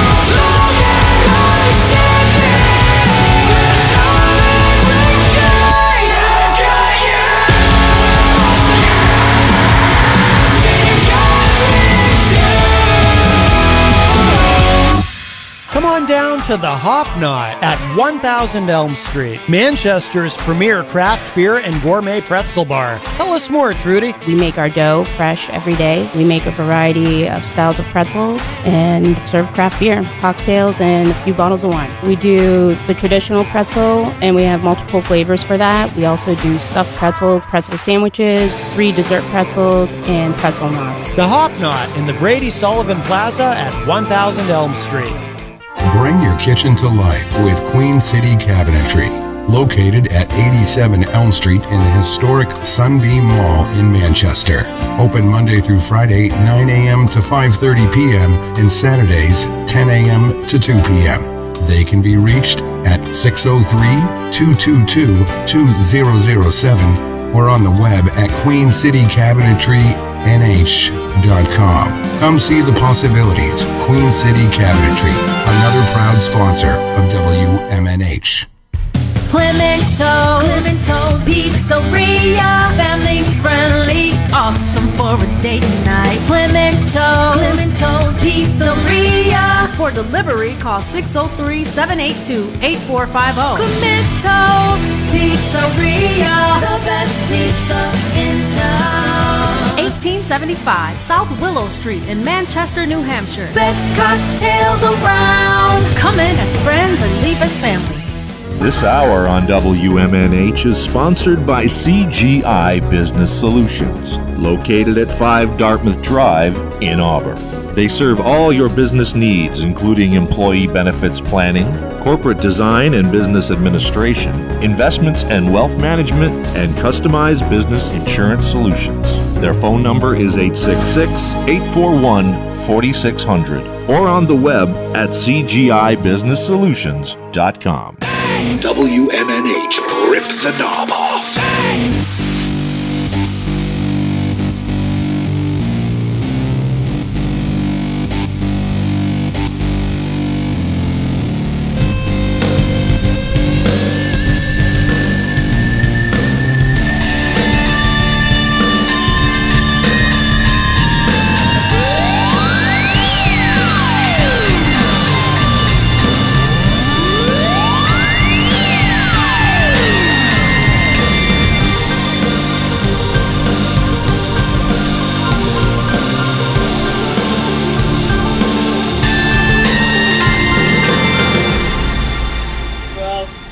Welcome back, everybody, as we cruise into our final segment today of Matt Connarton Unleashed. And we are live from the studios of WMNH 95.3 FM in glorious downtown Manchester, New Hampshire. Also on Comcast Channel 6 if you're in Manchester. And hello to all of our online listeners across the nation and around the globe. You can go to my website, mattconnerton.com, for all of your live streaming options, social media links, contact info, show archives, etc., etc. It is Monday, August 21, 2023. I do want to remind you just quickly about tomorrow's show. It's going to be a pretty big deal. We have in the first hour tomorrow Marianne Williamson, who is a presidential candidate. She's going to be coming in. I was just yesterday, I was watching her appearance on Bill Maher's podcast, Club Random, and I've seen her on some other big shows too. So it's a pretty big deal to have her here in studio with us. So I'm really looking forward to meeting her and talking to her tomorrow. I think Jenny's coming in for that too. She's very eager to meet Marianne Williamson. And then in the second hour, we'll have a musical guest. Two actually. Cody Pope and Byron G will be returning tomorrow. So we'll have a very busy show. Looking forward to that. But we have joining us here today in studio the members of the band House Lights. We've got Sam at the news desk, and Matt with one T is on the couch. Yep. The reason that's so interesting to me is when I was a kid, people would always ask me, because my name's Matt, obviously, and they would say, is that with one T or two? And I would always say two, and I'd be thinking, I wouldn't say it out loud because I'm unfailingly polite, but I would be thinking, who spells it with one T? Yep. You never see it with one T. And then I think it was maybe 10 years ago, I started seeing examples of Matt with one T. I never saw that when I was a kid, but it started to become a thing. Yeah, well, and I guess, the reason I'm named Matthew with one T is my mom wanted people to call me Matthew. Yeah. I guess that was her reasoning. And I guess I'm named after Matthew on Anne of Green Gables, which okay. I've never even seen it, but yeah. I'm named after that person. Oh. So the idea was, call me Matthew, not Matt. obviously as time goes on, and people will always call you Matt, usually if your name's Matthew. So, my family generally calls me Matthew, but everyone else calls me Matt. Yeah. Yeah, it's so I assume Matthew is with one T. Yes. Yeah. No, that makes sense. Because it's funny too, because even when I was a kid, I would see Matthew with one T sometimes, but then it would always be Matt would always be with two T's. Totally, yeah. I think when I was working at I used to work in a music store, and I think the first time I ever remember seeing Matt with one T, I think it was Matt Nathanson. I was putting away a Matt Nathanson CD, and I think he spells it with one T, and I was like, oh look, a Matt with one T, I'll be damned. And then, but since then, I've met actually several. So, but not very many. Yeah, still more rare. Yeah. If you have any questions or feedback or anything at all for the band, 603-250-6007, 603-250-6007. These guys played an acoustic song earlier for us, and we just listened to Love and Understanding, which is the first single from House Lights from the upcoming album September 1st. It's out, right? September 1st, What It Means to Feel. Yes. Looking forward to that. We have a question in the chat room. Sonia Laramie says, is someone you know? That's my wife. Oh, well, your wife has a question, Matt. Love the sound. Which bands have influenced the sound of your upcoming album? Oh, I wonder. I think she knows, but I'll tell everyone else. Yeah. So definitely, I mean, the first, growing up, I mean, my mom had great musical taste, so, she would listen to Alanis Morissette, Led Zeppelin, all these sort of classic rock bands and everything. Stevie Nicks, great singers, great music. So that was kind of the first music I listened to. And then the first music that really inspired me to play guitar was Linkin Park, actually. When I remember I was 13 years old when I heard One Step Closer on the radio. Yeah. And that screaming part that was shut up when I'm talking to you. Obviously, the angsty 13-year-old in me was yeah, that's cool. Right. I want to make music like that and express myself that way. So yeah, Linkin Park, a lot of new metal, and then pop punks like Blink-182, Deftones, brand new from the kind of the emo scene style. So all those sorts of bands that you would kind of hear on anyone that would play Warped Tour, basically. It was my style of music that I listened to. Yeah. What about you, Sam? I mean, and again, that's why the reason we work so well together is Matt and I do have a lot of the same musical influences. Definitely Alexis on Fire has been a huge one for us. Yeah. They're one of those bands that melds a lot of, very harsh, aggressive sound, but also they can do the most beautiful, ballady, just, they got chimes and stuff in their music, and they can take it right down and just, bathe you in amazing sound. Just something so tender and gentle. Yeah. So they're a huge inspiration for me. Bands like Tool. I used to be in another metal band, so all the kind of bands back in the day, Avenged Sevenfold, that kind of stuff. Yeah. Yellow Card is a huge one for me, one that I listen to quite a bit.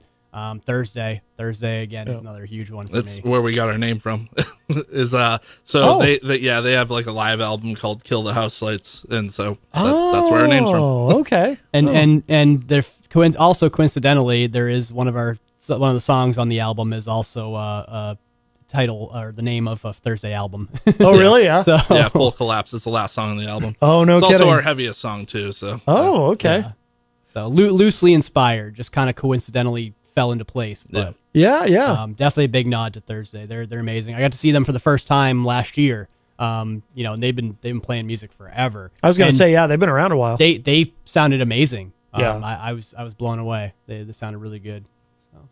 By the way, Miriam Banish in the chat room, she really likes that song, Love and Understanding. She said she enjoyed it. Thank you. Can you guys tell me a little bit about the production? I was commenting off air. The production is really good. It just what's your recording process like? It's really the engineering all took place in my room. Basically, I have what I call the music room or the office in my house, where I just open up my computer. I've got some studio monitors. I've got an audio interface. I just plug in. I record direct into Logic. For my guitars. So, I know a lot of people like, recording, miking up an amp and getting, dialing a tone that way. But I love the flexibility of, just recording direct input, and then I can change the tone however I want later on. So that's what I did for this album. I'll write like placeholder drums because I'm not a drummer. I can, I know how drums should sound, but I know that's the reason why we have a great drummer is I'll just write something placeholder and then I'll send it off to him and be like, you do your thing on this. That may influence or change what I then do. So we do all the music first, and then after the main music is written, and I'll do the guitar and the bass, and then once I get the drums back, Sam and I will look at it and explore melodies and such. It's I'd say 90% Sam, but when he comes over to record, we also did the vocals in my house for this. I'm just using a pretty standard mic, like a $100 microphone, and that's what I love about music these days too. Is like you can make something that sounds so good for so cheap. Yeah, true. Pretty much anyone can do it. He'll come over and we'll work on melodies. We'll explore different ideas and record it down there. And like I said, we sent it off to this guy in Argentina that did a great job mixing it all together. Yeah, we had talked last time, Sam, about that website. What is it called again? Soundbetter.com. Yeah. I hadn't even heard of it. And I thought, wow, what a great concept. Yeah, it's pretty amazing that that we live in an era where you can do do placeholder drums and then you send it to the drummer and then the drummer does that. Yeah. I mean it's really incredible. And then it's just it sounds really good. Is the whole album recorded with that same process? Or? Yeah, absolutely. Yeah, and again, to like what Sam was saying earlier, we did a bunch of other songs too as well. So we've got stuff sitting in the pipeline that's ready to go because I think that's one thing, we've definitely realized about the music industry is that most people aren't releasing full-length albums or like that's not how they're getting their start. Yeah. So it's a bit unorthodox. Obviously we've been releasing singles and that's kind of been helping. But we have stuff planned for after this too as well. So we're going to continue releasing music and, that's kind of how you slowly but steadily build a fan base. Oh, yeah. Yeah. We live in an era when you've got so many different options as far as how you want to do that. And, Chris H is in the chat room from the band Edgewise. He says, offending drummers daily. It's funny. You guys probably never imagined, how could you, that when you were in the other band and you go to Florida with that horrible recording experience, it probably didn't occur to you, someday we'll just be able to do this ourselves. Right. Yeah, totally. Yeah. Well, and again, not fully doing it ourselves, but bringing in the right people. Well, yeah, building a good enough foundation to get to that point. Because if you just have a bunch of sound, doesn't mean you're ready for an album. Right.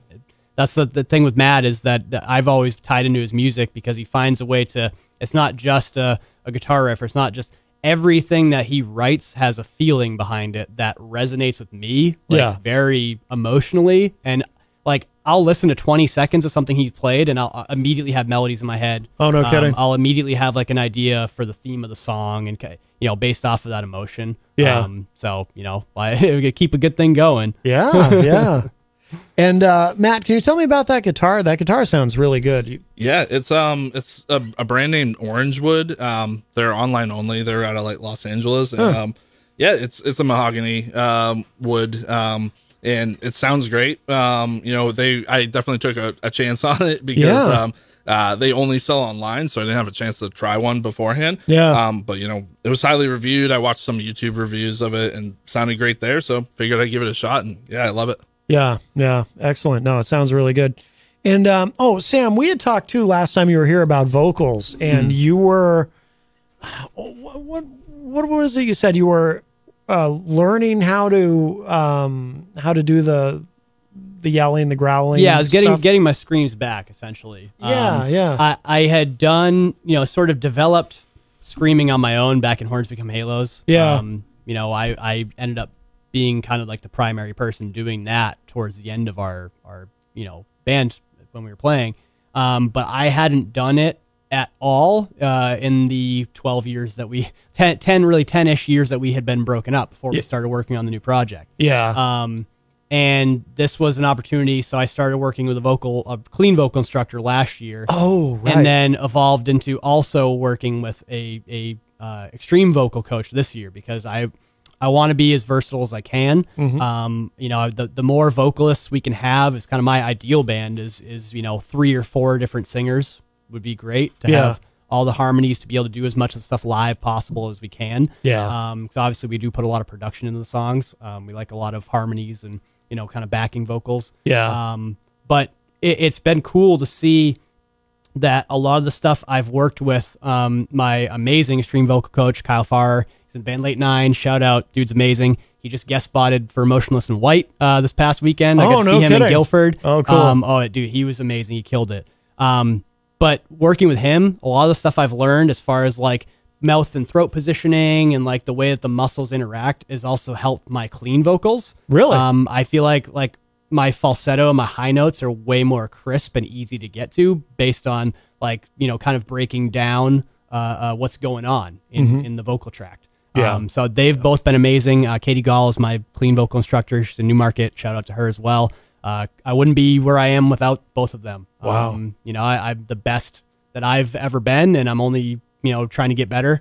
You know, so we're not messing around with this stuff. We're ready to go. Yeah. So you continue to go to both vocal coaches? Yep. Wow. Yep. So I go to them regularly. Yeah. You know, to just keep me honest. You know, keep me on my game. You know, trying new things. You know, hey, I heard this the other day. I mean, extreme vocals in particular right now are just, it's a quickly emerging landscape. You know, there's a new thing called the chortle that has been invented, you know, in screaming, and there's a lot of different avenues and styles you can go down and sounds that can be made. Yeah. You know, it's really, you know, people are experimenting very heavily in it right now. Yeah. It's really cool to see. So. Did you ever, before you saw an extreme vocal coach, did you ever like hurt yourself doing that? Didn't hurt myself. No. Maybe luckily that I didn't. Yeah. You know, just I heard the sounds, and one of the ways that I'd always learned, you know, kind of taught myself how to sing was just by hearing other people's voices and trying to mimic those sounds. And that was my first experience. So, you know, just kind of went for it. One day at band practice. It's funny. There's this band, this kind of like post-rock metal band called Giant that I cannot find their music. If you have any, Matt, you need to. It's like there was a brief time when we first started practicing when we were younger that they were like, we would listen to them at practice and stuff. I feel like I've heard of them. They were one of the first bands that I emulated the screams to. Yeah. Because it's, you know, kind of long, drawn out, that you could just one note at a time and you could really, you know, get a sense of the feel. Yeah. And so that's kind of how I learned and evolved when I was younger. And it was definitely a more kind of raw, you know, mixed vocal sound where there was a little bit of my voice behind it, that I didn't even know what I was doing. So, you know, one of the things I worked on with Kyle is kind of walking that back, learning the fundamentals, but then rebuilding, bringing that voice back in to try to get, you know, somewhat of that sound again. Yeah. You know, so the voice can do amazing things. Yeah. It's pretty wild once you start breaking it down and you get to see how everything works together. Oh yeah. But yeah, that's kind of how I came by it. I just started doing it. Yeah, because I remember we talked too before about how one of the things that's really important if you're going to do that is just learning how to do it safely, so you don't hurt yourself, because some people do. Yeah, we've seen so many great screamers lose the ability to do it over time. You know, Chino from Deftones, you know, has, you know, lost his voice and then went through, you know, re-vocal coaching and, you know, built it back up. So, yeah, it's difficult to do properly, because it's not considered. I think there's kind of like, you know, a little bit of taboo to it, you know, because it's not conventional. A lot of people don't do it. A lot of people don't know how to properly scream. Mm-hmm. Yeah, exactly.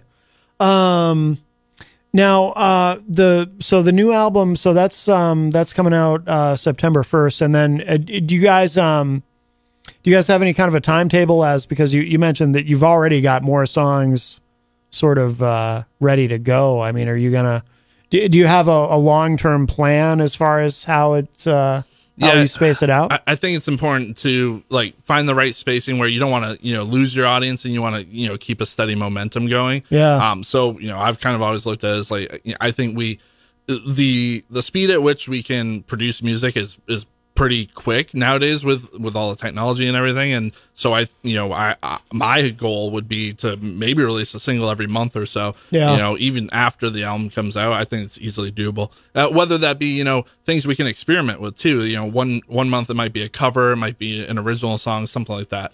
Yeah. Do you guys do any, do you guys know any covers that you've played together? Or? We haven't done anything officially. We actually just started working on potentially a cover that we might be releasing later on. I think we want to try to find like the right song to cover.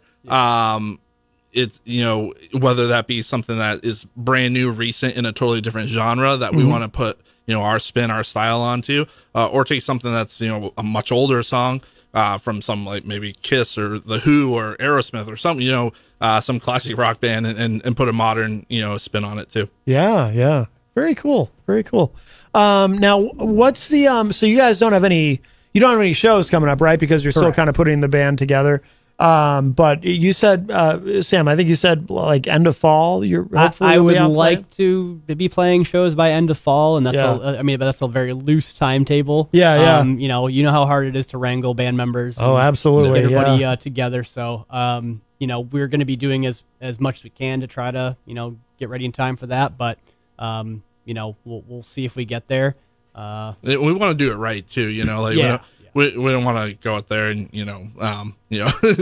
be a colossal failure. Like we want to make sure like we're really tight and we give the audience what they deserve. Yeah, we're not looking to jump on and do any 12-minute sets and that's all we got. Right. Especially not to 20 just talking. Yeah. We want to come ready with a good at least 25-30-minute set that we can play start to finish. That's going to give people the experience of the album. That's how it's intended to be heard and played. Obviously, there'll be some variation for live shows, but we want to be able to back up the production that we have and the quality of the music. So, Adam Boss in the chat room. Adam Bossy, that's our drummer. Oh, Adam Bossy. That's not our drummer.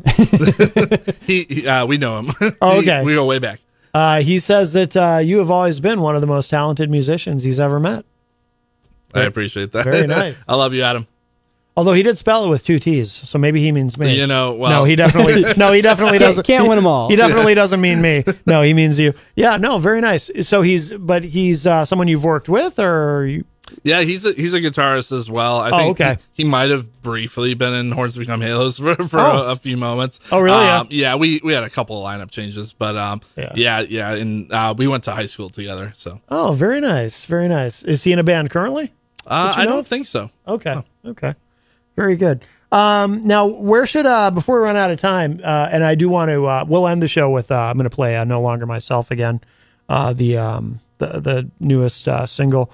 But where should people go online? What should they know about to keep up with everything you guys are doing? Yeah, there's a bunch of places. I mean, check us out on all the normal socials. So we've got a Facebook page, facebook.com/houselights. We got a TikTok account. We've got Instagram. Pretty much everything is at Houselights. We try to, cover our bases there and get that name. Yeah. But you can also go to our link tree, which is Linktree. It's tr.ee/houselights. And that links you to all of our other websites. We've got merch in too. We just got shirts made too. So if you want to help support the band, feel free to buy a shirt and buy a sticker too. And absolutely, that'll help us out a lot. Oh, very cool. We'll be streaming on all platforms. Spotify, Apple Music, Bandcamp, SoundCloud. Yep. Yeah. Whatever. Any other you ones? Name it. There's a million. There's some. I have no idea what they are. Mary LeMay in the chat room says, "Matt, call me." She spelled it with 1 T, so she means you. Oh gosh. I don't know if you know. Oh, Mike LeMay. I'm sorry, not Mary Mike LeMay. LeMay. Mike Okay, LeMay. I know who that is too. I used to be in a band with him. Oh, okay. Very good. Very good. Well, maybe he wants to be in House Lights. Yeah. Melanie La Liberty is asking, is there an OnlyFans page or a fans only page? I don't know what the difference is. Not OnlyFans. Something Not yet. Something to think about. Oh, and your wife did share the link tree in the cool. chat room. And Eichmann Breezy and the Michaels Law says, #Matt, that's right of us. We are from Greensboro, North Carolina, and Ron is a cool guy from us. I think that's a comment from the first hour that showed up late. Okay, well, very good. And Jenny shared the link to your Facebook in there. Nice. Thank you, Jenny. Well, gentlemen, thank you both so much, Sam and Matt from House Lights. This has been wonderful. And we're going to close out the show in a moment with the new single, No Longer Myself. We'll give that another spin. And if you miss any part of today's show, it'll be up in just a little bit at WMNHradio.org and at my website, mattconnerton.com. So if you miss it, these guys played live acoustic earlier on the show. It was really cool. And don't forget, tomorrow on the show, we have Marianne Williamson in the first hour and Cody Pope and Byron G joining us in the second. But let's give this another spin. No Longer Myself. The newest single from the band House Lights. And guys, thank you again so much. Thank you for having us. You got it. All right. And we'll talk to y'all a little bit later. Bye, everybody.